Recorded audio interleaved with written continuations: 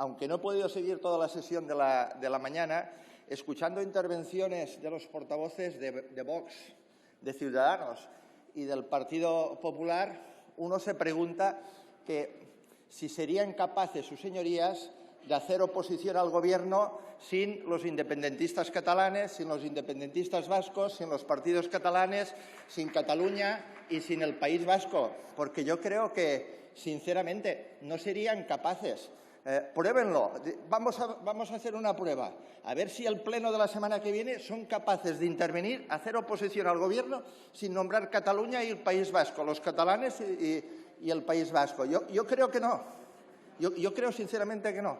Miren, les doblo la apuesta a todas sus señorías, las presentes aquí y las ausentes.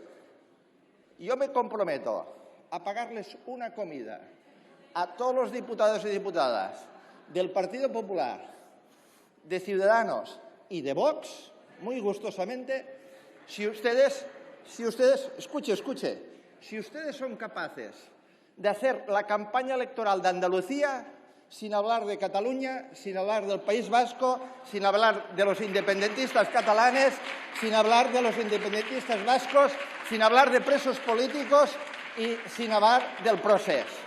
Cataluña tiene muchos problemas. Andalucía tiene muchos problemas. Hablen de los problemas de Andalucía. No hablen de Cataluña, no hablen del País Vasco y ganarán una comida.